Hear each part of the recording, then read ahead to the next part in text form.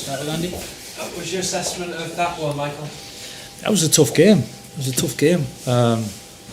Credit to Sunderland. I think we knew it was going to be a tough game coming here anyway, and I dig deep at times. It wasn't our best, but actually to take something from the game when you're not at your best is a good trait that we're trying to build as well. So there's obviously changes, and sometimes you're trying to find that rhythm a little bit, which is understandable. But I still quite liked it, a lot of the things, you know, to give us the foundation to then be able to play better at certain times. But to take a point and a clean sheet for what it is, I think is okay. It's okay.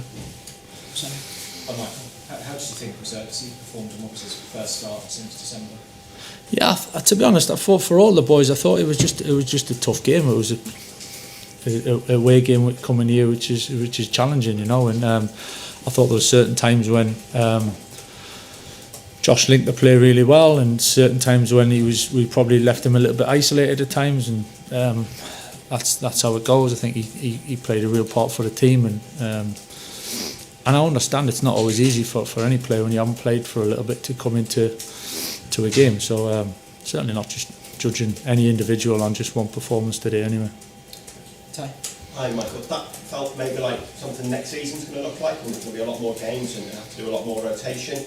Did it feel like a sign that maybe you're going to need more depth this summer and more options when you do pick up those little injuries and those little niggles? Listen, it's one game as well, and I think to overanalyse it in terms of then moving forward next season, judging the squad and judging everything on one game, it's not certainly not what I'll do or what you'll do as a club anyway. I think we know the quality of the players, we know what the squad looks like, and the strengths and things that we need to improve on. So I'm certainly one game today doesn't change our minds in any of that. Carl?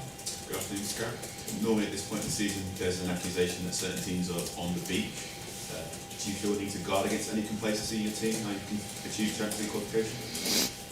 No, I almost get offended by that when people are accusing that, because it's and the way the players have prepared the game, the way they left the changing room, we faced a tough game. It's fine.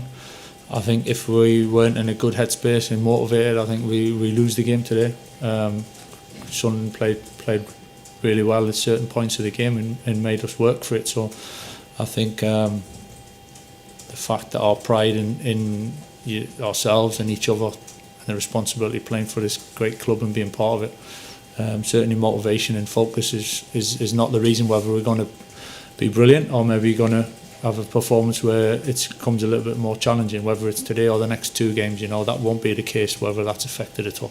Asked about the injury status of Casimir and Seshko as well. Yeah, well, just to see the boys, Cassie will be fine. It's not a major issue. He'll be fine next week. Ben's, we'll just have to see. He's been carrying a shin problem for a little bit of time now, so we've just got to manage that and see what's best for him. Michael, Casimir, obviously, people have spoken a lot about him, and he is leaving at the end of the season. Is this a chance for you to assess what you have and what those players can give you in that position? Because clearly it's a crucial part of the pitch, and we expect that's where the club's going to be looking in the summer. Yeah, I'm not just totally on one game or two games. I don't think the whole assessment of a direction of where we need to go will be judged on that. I think over time you get a clear picture of what it looks like, some positives, some negatives, what we need to improve on. So certainly today, next week and the week after, that's not going to be a total decisive factor in making decisions. I think it needs a bit more laid in foundations to make decisions than just one or two games, you know. Michael? You've recently been speaking about red cards and violent contact, obviously the Sandro Martinez is one. Were you surprised it wasn't a red card at the end of today's game? To be honest, I haven't seen it on TV. Bruno said there was contact, and wasn't too happy about it when he came in, and the staff on the bench weren't too happy with it as well. So yeah, I don't know, getting a little bit confused with some of what's going on really. So I'm better off staying out of it. Last one there. Mr. Carrick, you've come up to the North East twice in your tenure, and it seems like the United team